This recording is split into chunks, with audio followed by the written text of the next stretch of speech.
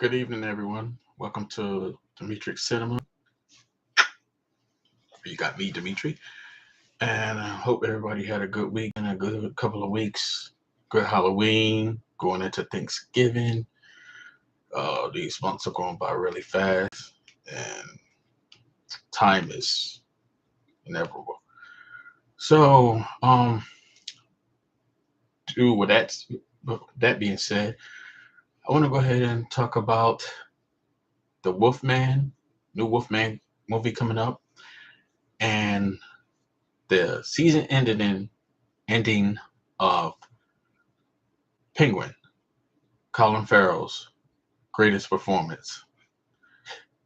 So there's some things I want to talk about the Penguin, definitely, or whatever. First, I'm gonna we start off saying I hope everybody that did watch it enjoys it, and I hope you guys got a lot of stuff out of it. Hope some of you got stuff out of it that I didn't see. Maybe you can comment in the comments about it. And I hope you enjoyed it as much as I did. I'm like stoked. I am like ready. So first, I'm gonna start with the Wolfman. Wolfman, new release date supposed to be 2025. Bloomhouse Pictures Productions. Uh, they're on a family trip or whatever, and they have a cabin house that apparently they're traveling to, and just like almost any other Wolfman movie, Jack Nicholson, for instance, they hit a wolf, and dad gets out of the car, checks to see what's going on, where did he hit, and he found out it's just a wolf, and the wolf bites him, attacks him, gets in the car, get away. Excuse me. Wolf goes on about his business. Well, of course, just like any other Wolfman movie, he gets affected. Um, so infected. So that curse, whatever, wolf curse, whatever. Now he's slowly transforming, and that's what the movie's about. They get caught up in the cabin, and the wife calls for help. Calls for the police, and she's telling them they got attacked by a wolf, and her husband is infected, and he's sick, and she don't quite know the transformation that's happening. So he turns into a wolf, and they have to escape him through the whole movie, pretty much. So from the trailer I've seen, it looks like a Cujo-ish vibe. If you guys ain't never seen the movie Cujo before, when a dog has rabies and attacks the mother and I think his son, they're trying to get away the whole movie, and Cujo kills people that's in the way of him trying to get to the mother and the kid. And it's actually a good movie. And he end up, they end up getting away, or she ends up killing him at the end, the very end. But it just has that movie sort of vibes to it a little bit. So I don't know what y'all, when you watch the trailer, I don't know what you're gonna get out of it. But Blumhouse seems to be stepping up its scary uh, thing going on, that because they're known for horror films, scary films, ghost films, that kind of genre, that whole thing. So now they're tapping into old school Wolfman type stuff. And I think the producers of the Invisible Man, the latest Invisible Man, has something to do with that. And it looks sort of legit. I can't give too much take on it. I'm just seen it, a little surprised about it. Uh oh, one more thing I want to throw in there, by the way. Sorry about this. I didn't mention this in the description, but also Trap. Talk about that. But Wolfman, Wolfman, I think it's from what I see, the actors as I see, I think it'll be legit, but I don't think it's to look too much into it if I were you. And Jack Nicholson's Wolfman, I thought it was pretty decent. Um, I felt like Jack Nicholson and Michelle Pfeiffer. I think they did a really good starring cast in that movie, and I think it wasn't too bad. It was pretty decent. I wouldn't give it an Oscar nominee, but I think it was a good Wolfman story. Um, I would hate to try to compare it to the Wolfman with Benicio del Toro and Anthony Hopkins, because that was like the 1940s 50s Wolfman. Uh, they when they did that one, remade on that one or whatever. So these are two different Wolfman. This one is more, like I said, more in a Jack Nicholson type because it's modern day city, modern day, 2024. Jack Nicholson, I think that was in 95, 96, 7 maybe. So it's just, you can't compare it with the 40s Wolfman, like the George Washington, Abraham Lincoln, medieval time type. You know, you can't do that. This is a little different. It's more American Wolfman type stuff. Um, so yeah, I think it'll be legit. Y'all got to check the trailer out for it. Tell me what y'all think on that. But yeah. So that being said, check it out. Let me know what you think about that. So I'm gonna jump into Trapped.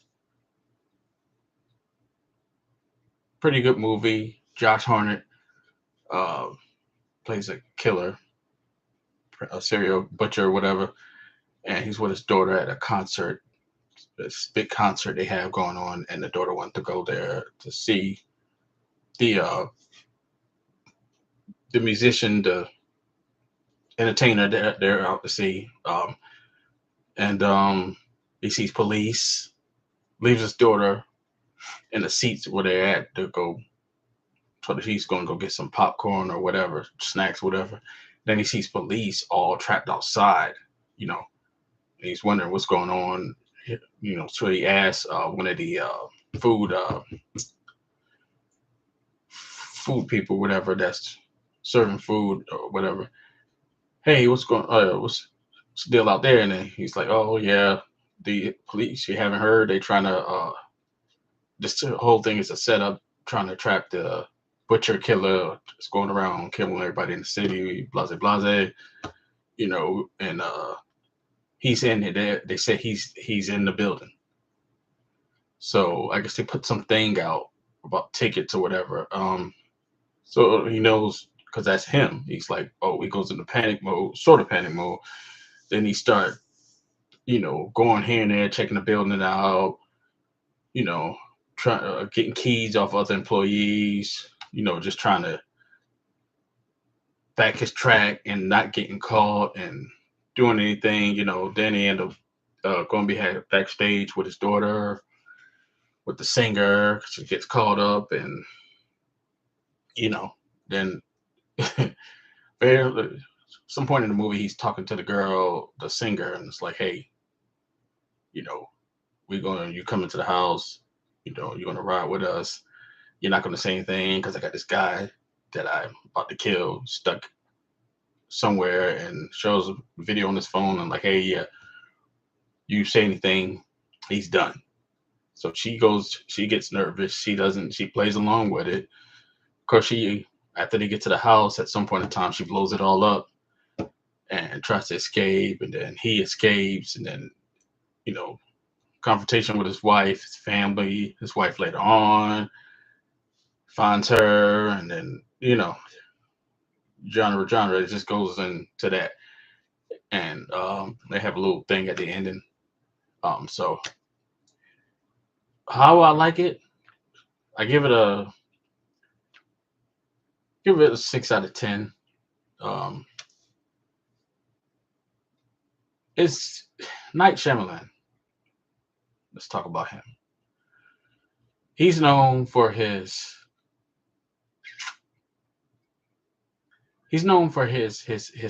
twists at the end of his movies. A lot of people like him. A lot of people don't like his twists. Think he's a good. So here's my thing about Night Shyamalan. All his movies has his twists at the end. How I feel about it, I don't like his twists that he has at the end of these movies because the way he do it, it's one thing to have a twist at the end of a movie where it's like, oh wow, but the way he does it, he overpowers the twist to us like it's almost like a false advertisement. You know what I mean? Because like he did a movie, The Village. At the end of the movie, it was something way different from the movie. I didn't even consider it a twist. He did Signs with Mel Gibson and uh, Joaquin Phoenix. There was a twist at the end of that. It was, he's known for these big twists, and if people love him and love his twists, which is cool. That's what you like. You like his style, fine. I think he does. I think because I don't like his twist. So when I say twist, I mean like something like you do a movie at the end of the movie's about a serial killer uh trying to kill these people and they're caught up in this house. And then at the end of the movie, the twist is to me, somebody one of the people he out of all the people he killed was helping him. And you find that out at the end. But he goes way out, he'll be like he wasn't killing nobody the whole time. It was somebody in somebody's head, and he's actually a preacher that wants to save people. He's like, what? What? That's me. That's my what? Not y'all what? Maybe for his fans out there, nothing against y'all. That's fine. But if he just makes the movie about killing people, this is what I feel. Just how I feel. If he makes the movie about him just killing people, then that's fine. Cause his style in it at the beginning and to the end, where it's the twist, I think he does a good job.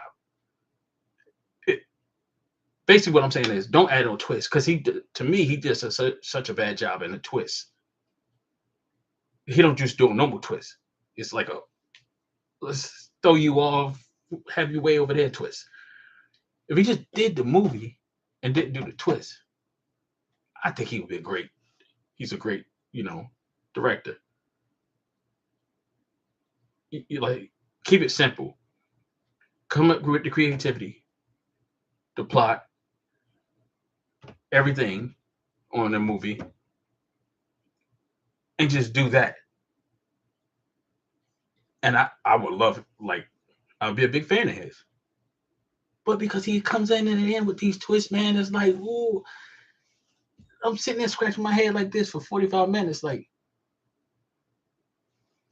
some of his movies I watch a dozen times because I know that's the twist, but it's like, did I miss something? Like maybe something was in a movie that recommend for that. Like, even though that's way off, but what am I doing something wrong? Like, and I shouldn't have to, nor should you guys have to deal with that anybody's movie. You know what I mean? You could be known for twists, but don't be known for those kind of twists he be doing. And that's my thing. Everybody has their own opinion. We all entitled our own opinion. That's what we love about this whole thing. With all this creativity going on, and this person work, that person's work, and this person doing this and that person doing this. We all entitled. The whole beauty of it is we all entitled our own opinions. It's just how you feel.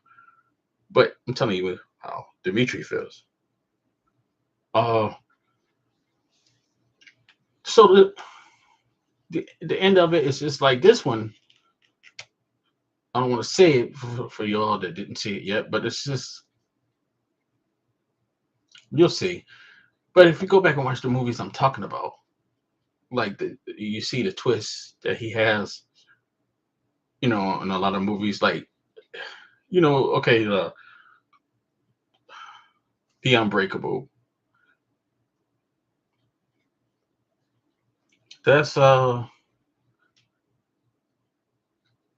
that was a pretty good twist. That's the only movie I would say that I like of his. The twist that he had in that was pretty good. Because he did that. He did Mr. Glass. He did Signs. I mean, not Sign. What is it? Well, yeah, he did Signs too. But I See Dead People. Um,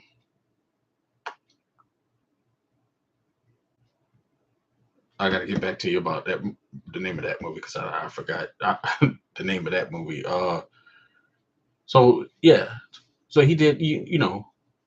Um, what I'm talking, the movie I'm actually talking about is the kid.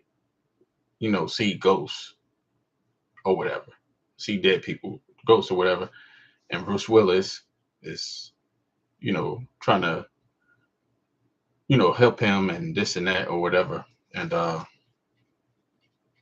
was a pretty good movie. He makes good movies. It's just the ending of it. If y'all, like I said, some of y'all might like that style. Like Dimitri, what are you talking about, man? Like that was actually I like that. You know what I mean? That's fine. Nothing against you, what you like. Think that's great. You know what I mean? Um, it's just not. It's not my style of movie thinking. You know what I mean? Like I think he does great work until he gets to the very end. Uh, you know,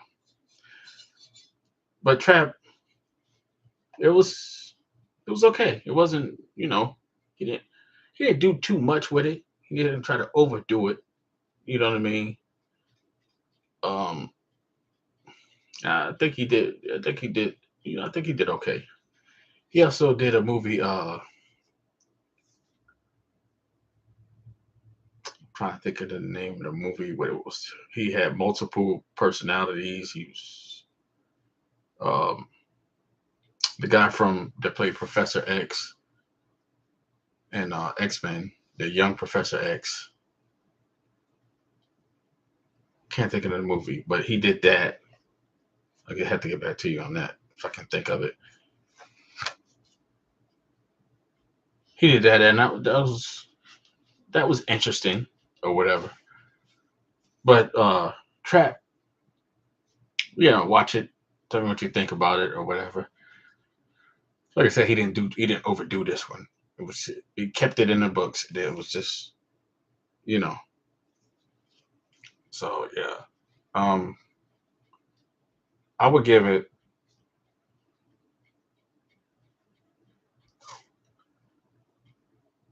yeah 6 out of 10. Like I said, it doesn't have to be to get my attention. Doesn't have to be Oscar nominee type work. I don't want y'all to think I'm being like over picky, but you know, Uncas is decent and keep me here and not here.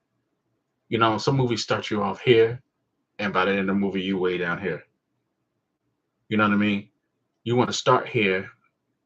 It don't have to be here, but you want to start here and stay here. You don't want to be here and then here and then there, or here and then there and stay there. No, you want to be here or here, and you don't have to. It doesn't have to be off for me to like the movie. That's what I'm saying. But when you start a movie off really good and you're doing good work, and it's almost like he's trying to. It's like he's overworking himself on his creativity, like out there overthinking his creativity to the point where it's like, like I said, I ain't saying don't do a twist at the end of your own movies. If that's what you want to be known for, then that's fine. But look at the twist that you're doing, and when you go back and look at the movie before it's put out there, hey, hmm, maybe I overdid this part a little bit at the end. Maybe that's just a little too much. Maybe I should just, that's all I'm saying. Editing is a big part of this world, so um, that's. That's my thing. But so watch it. Let me know what y'all think or whatever. Watch the Wolfman. Let me know what y'all think. Well, when it comes out. But watch the trailer. Hey, tell me what y'all think. If you think the Wolfman will live up to the hype. All right, Penguin. Y'all gotta. If y'all been watching it and you ain't watched the last episode yet, you gotta watch it. I love this show. Colin Farrell, I never thought you was that good of an actor until now. So many of these actors out there, they start you off what certain movies they do. So sometimes it's if you have a eye for a script or not. Denzel has an eye for a script. He knows how to pick good movies, and he's a good actor, so he knows how to keep it going. Some people just jump into whatever. You know what I mean? Colin Farrell, uh, Bullseye, Daredevil, uh, what's the movie? SWAT with LL Cool J. He's done. He's been in a lot of movies. Um,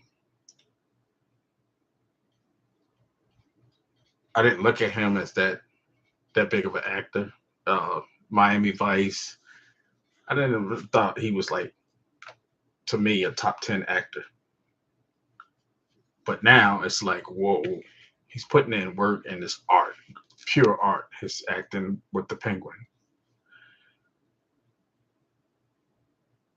Uh, so Sophia Falcone, she finds him, traps him and his mother. They got them held hostage and all this stuff. And his mother tells him the truth about himself, and she knows what he done with his brothers and all this. Um, Sophia tries to get it out between them two. Hey, tell him how you really feel, and you need to tell him what you did to your brothers. You killed your brothers and all this stuff, and everything just blows up. And then um, she mother pass out or whatever, and he is Penguin escapes, and nah, he does kill Sophia, but he kills more people on the way of escaping. Gets her to the hot rushes mother to the hospital. He's damaged a little bit because his mother she lets Sophia let her go to go do whatever, and she stabs him, and it's crazy. So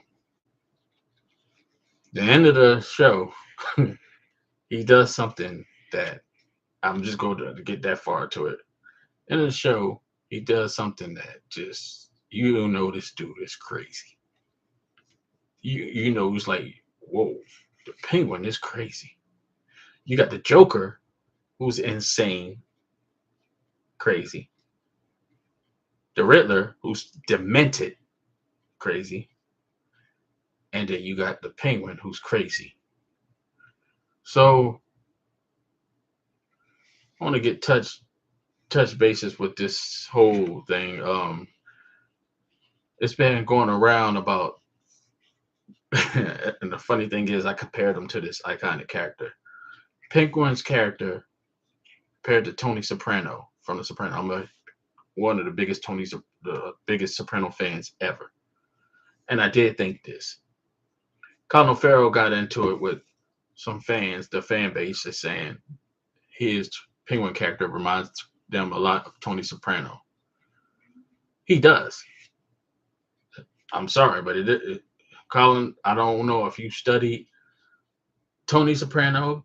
First of all, I will say this: that last Batman movie, Penguin is how Penguin is in the comic books. Riddler is how Riddler is in the comic books. Tim Burton's Penguin, sorry, your Joker was great with Jack Nicholson. Your Penguin wasn't good because Penguin is not goofy-ish, Danny DeVito-ish, short and no. Penguin is a gangster. He's a big guy who Albocott is a gangster. His leg is messed up. He has a penguin nose. He's been made fun of all his day, but it worked his way up in with the mob and different gangsters and took over the city of Gotham. He's one of the people take over the city of Gotham, other than Joker and whatever. The Riddler is demented. He's like Saul, the character from Saul, Jigsaw, where he traps people and makes these traps and kill people and leave letters for riddle letters for Batman. He's not this goofy Jim Carrey. Nothing against Jim Carrey character, but just what the just riddle me this, riddle me that. Who's afraid of the big? No, he's not that. He's not the 1960 Batman. That guy. No, he's demented. In the comic books, he's demented. Yeah, he's sick. He's the guy that makes traps to kill people, take their heart out, and has that heart with a knife, a machine that has a knife over it, and is about to and stabs it 8 times, and then tell Batman come save this person, and have a riddle behind it, like Jigsaw. I like how this past Batman they did that. This past movie, Edward from Twilight, that movie. I like how they did that. Uh, so what I'm saying is, I expect a penguin like Tony Soprano, because I always said if Christopher Nolan added Penguin and a Riddler in his movies and his series of movies, because remember the only bad guys in Christopher Nolan's movies was Raja al Ghul, his daughter, Joker. I don't want to say Catwoman; she's not really a villain. Uh, Bane. You know what I mean? He never put the Riddler and Penguin in there. If he would have done it, that's why I felt like he should have had one more movie before he ended it with Bane. We all know Bane's Batman's last villain. He broke Batman's back, ended Batman's career, whatever. But that's supposed to be last. Before that, you're supposed to have a movie in between that, but based on the Penguin and the Riddler. And I always said if you put maybe a movie with the character Riddler and Penguin in it, James Gandolfini would be the perfect Penguin, and either Johnny Depp, Leonardo DiCaprio, or somebody like that would be the perfect Riddler. You know what I mean? Like you could make them. So that's one of the reasons why this past Batman movie they put Penguin and the Riddler in there, because Christopher Nolan didn't have those iconic evil villain characters in his Batman movies. So it's like, well, he already did Joker. He killed it with that. He already did Raja Ghul. He already did Bane. So let's do something to start our franchise off with something he didn't do yet.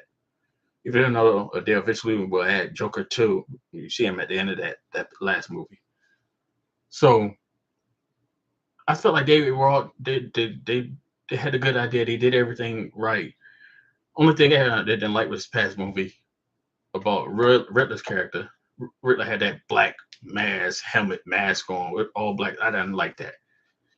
You don't have to have a question mark on his outfit, but make it green and black, a green and black suit, and just leave it at that. I get you want it to look a little sort of realistically, whatever. Make it a green and black suit. That's it. You don't even have to have them with the eye band or whatever. You don't even have to do that. You just give him a hat, give him a green and black suit, or a green and black hat, whatever you want to make. Just make them. You know, that was the only problem I had with that movie, this past movie. But get back to the Colin Farrell thing.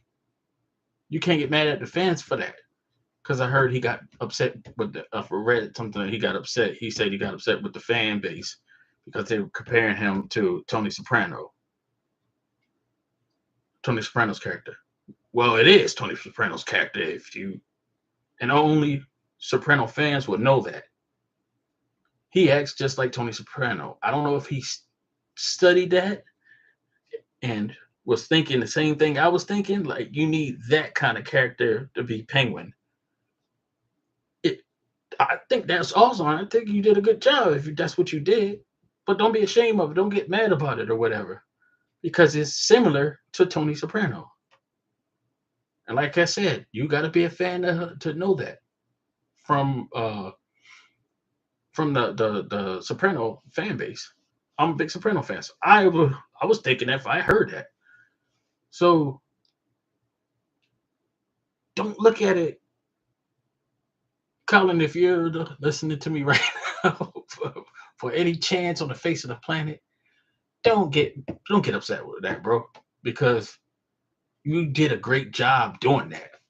The fans are not pissed off that you did that.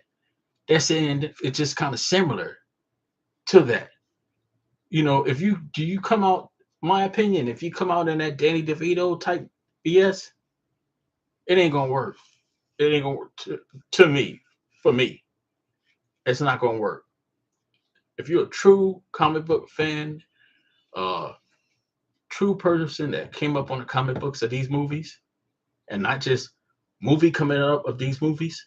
I'm talking about comic book coming up to the movies because you know everybody that came up on the comic books knows when Tim Burton first came out with his Batman. Oh, that's his world.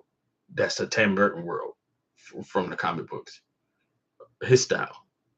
You know that's not the comic book style because you know Tim Burton's dark and la la la la la all that stuff.